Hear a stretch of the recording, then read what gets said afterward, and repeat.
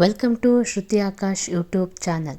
ಇವತ್ತಿನ ದಿನ ನಾವು ಮೆಂತ್ಯನ ಉಪಯೋಗಿಸ್ಕೊಂಡು ಪನ್ನೀರ್ ಕಡಾಯಿ ಮಾಡೋದು ಹೇಗೆ ಅಂತ ನೋಡೋಣ.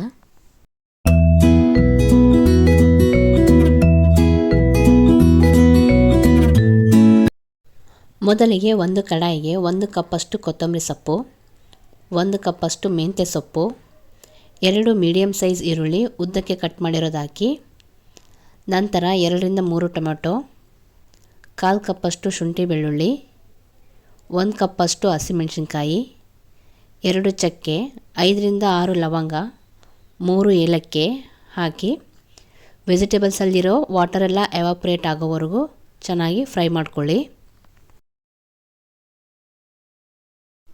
ಇನ್ನು ಯಾರೆಲ್ಲ ನನ್ನ ಚಾನಲ್ನ ಸಬ್ಸ್ಕ್ರೈಬ್ ಮಾಡ್ಕೊಂಡಿಲ್ವೋ ಪ್ಲೀಸ್ ಸಬ್ಸ್ಕ್ರೈಬ್ ಮಾಡ್ಕೊಳ್ಳಿ ಆ್ಯಂಡ್ ಸಪೋರ್ಟ್ ಮಾಡಿ. ಓಕೆ, ಇವಾಗಿದು ಫ್ರೈ ಆಗೋಷ್ಟರಲ್ಲಿ ಪನ್ನೀರ್ನ ಕ್ಯೂಬ್ ಶೇಪಲ್ಲಿ ಕಟ್ ಮಾಡ್ಕೊಳ್ಳೋಣ. ನಾನಿಲ್ಲಿ 400 ಗ್ರಾಮ್ಸ್ ಪನ್ನೀರ್ ತೊಗೊಂಡಿದ್ದೀನಿ.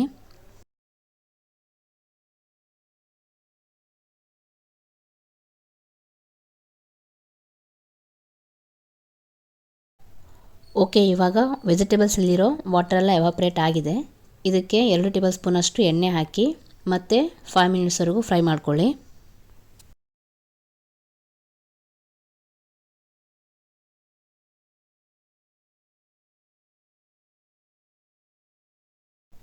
ಓಕೆ, ಇವಾಗ ಇದು ಕಂಪ್ಲೀಟಾಗಿ ಫ್ರೈ ಆಗಿದೆ. ಇದು ಕೂಲ್ ಆದಮೇಲೆ ಒಂದು ಮಿಕ್ಸಿ ಜಾರಿಗೆ ಹಾಕಿ ನುಣ್ಣಗೆ ರುಬ್ಕೊಳ್ಳಿ.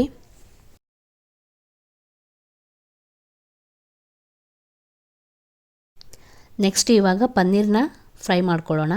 ಒಂದು ಪಾತ್ರೆಗೆ 4 ಟೇಬಲ್ ಸ್ಪೂನಷ್ಟು ಎಣ್ಣೆ ಹಾಕಿ, ಅದು ಕಾದ ನಂತರ ಕ್ಯೂಬ್ ಶೇಪಲ್ಲಿ ಕಟ್ ಮಾಡಿರೋ ಪನ್ನೀರ್ನ ಹಾಕಿ, ನಂತರ ಇದಕ್ಕೆ 1 ಟೇಬಲ್ ಸ್ಪೂನಷ್ಟು ಖಾರದ ಪುಡಿ, ಅರ್ಧ ಟೇಬಲ್ ಸ್ಪೂನಷ್ಟು ಅರಶಿನ ಪೌಡರು ಮತ್ತು 1/4 ಟೇಬಲ್ ಸ್ಪೂನಷ್ಟು ಉಪ್ಪು ಹಾಕಿ ಚೆನ್ನಾಗಿ ಫ್ರೈ ಮಾಡ್ಕೊಳ್ಳಿ.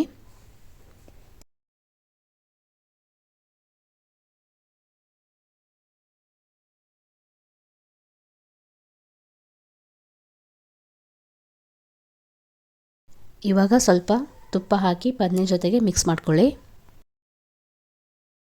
ಓಕೆ, ಇವಾಗಿದು ಫ್ರೈ ಆಗಿದೆ. ನೆಕ್ಸ್ಟು ಪನ್ನೀರ್ ಕರಿ ಮಾಡೋದಕ್ಕೆ ಒಗ್ಗರಣೆ ಹಾಕ್ಕೊಳ್ಳೋಣ.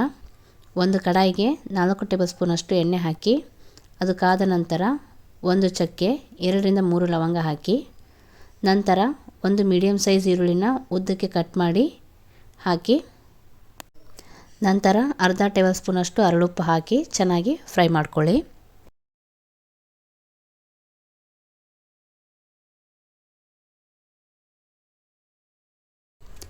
ಈರುಳ್ಳಿ ಎಲ್ಲ ಫ್ರೈ ಆದಮೇಲೆ ರುಬ್ಬಿರೋ ಮಸಾಲೆಯನ್ನು ಹಾಕಬೇಕು. ನಂತರ ಅರ್ಧ ಗ್ಲಾಸ್ನಷ್ಟು ನೀರು ಹಾಕಿ 5ರಿಂದ 10 ನಿಮಿಷದವರೆಗೂ ಕುದಿಯಲು ಬಿಡಿ.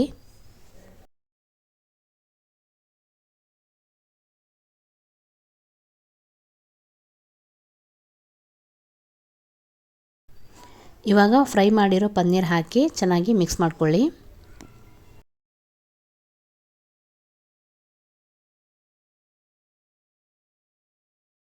ನಂತರ ಅರ್ಧ ಟೇಬಲ್ ಸ್ಪೂನಷ್ಟು garam masala powder hockey,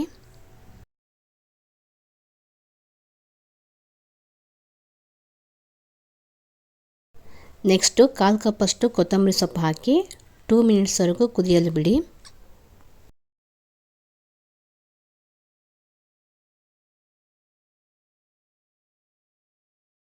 now methi paneer kadai is ready to taste.